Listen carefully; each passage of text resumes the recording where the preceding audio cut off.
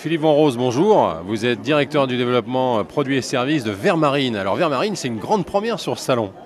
Alors effectivement, c'est une grande première pour une société qui vient de fêter son 20e anniversaire, qui vient d'ouvrir son 85e établissement. Voilà, mais c'est effectivement une grande première.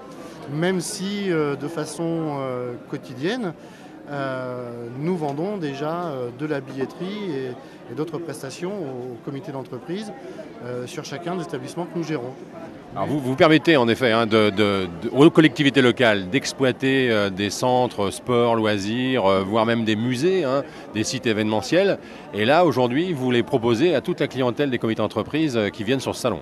Écoutez, je pense qu'aujourd'hui, Vermarine a suffisamment de maturité, dispose d'un réseau suffisamment étoffé pour pouvoir prétendre être un nouvel acteur national à destination des comités d'entreprise. Alors vous me disiez en préparant cette interview, Philippe, que ça avait un peu changé les besoins des CE et entre autres, aujourd'hui, ils cherchaient beaucoup de solutions autour du bien-être, donc de la santé. Effectivement, on s'aperçoit que aujourd'hui, les comités d'entreprise ont envie d'élargir le panel de leur offre avec en particulier de la pratique physique régulière, piscine, de l'entrée piscine tout simplement, des forfaits aquagym et je vous disais oui qu'on a rencontré un élu en décembre. Un CE à Chartres. Un CE effectivement sur le territoire chartrain qui nous disait écoutez, le panier gourmand de Noël, je ne vous le détaille pas, vous le connaissez aussi bien que moi, je n'en veux plus, est-ce que vous auriez une offre autour de la pratique sportive, du bien-être, et on a effectivement su répondre sur l'établissement Odyssée de Chartres, le plus grand complexe aquatique de France aujourd'hui, en proposant différentes prestations articulées autour de leurs soucis. Alors vous avez une offre assez large, 80 sites maintenant dans toute la France, donc bien au-delà de Chartres, évidemment, mais ces sites ne proposent pas tous de l'hébergement. Non. Même très majoritairement, nous n'avons pas de structure d'hébergement intégrée, puisque nous avons quand même beaucoup en gestion d'établissements que sont les piscines, les patinoires, et pour lesquels il n'y a pas besoin d'hébergement. Alors comment je fais? Je suis un CE, j'ai envie de passer un week-end ou de faire une sortie groupe, il nous faut quand même 2 nuits ou peut-être même une semaine. J'imagine que vous avez des partenariats avec tous les hébergements locaux. Alors, tout premièrement, nous avons quand même des structures telles que la base de loisirs de Cap Découverte, la plus grande base de loisirs à ciel ouvert aujourd'hui en Europe, qui a, elle, une structure d'hébergement intégré, une auberge.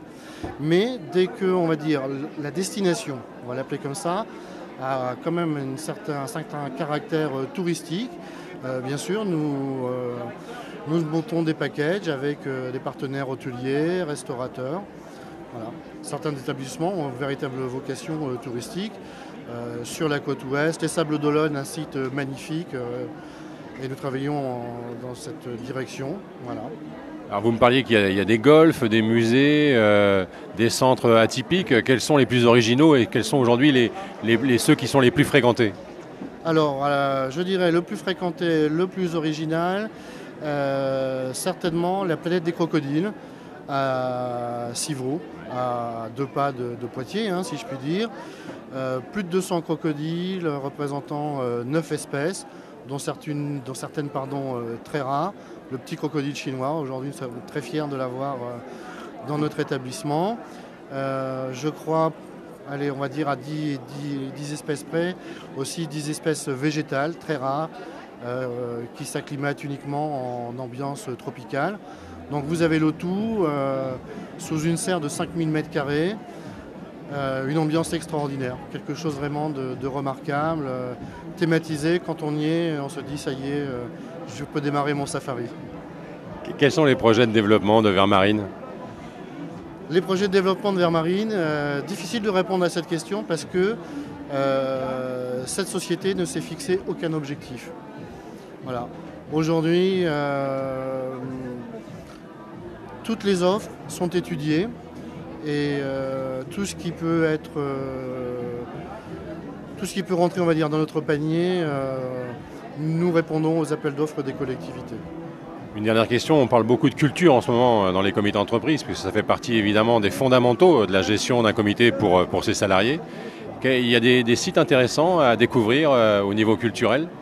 Alors vous avez là aussi, et encore en Vienne, le centre d'interprétation du roc aux sorciers, la plus grande reconstitution de frises de l'époque magdalénienne, plus de 20 mètres, une reconstitution vraiment très réussie. Très bel établissement à vocation citoyenne qui retrace l'histoire de notre hymne national, la Marseillaise, implantée à Marseille.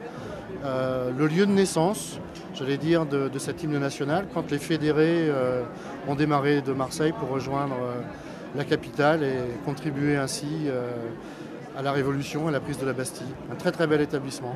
Bien, écoutez, on ne va pas chanter à nos enfants, mais en tout cas, allez vers Marines, hein.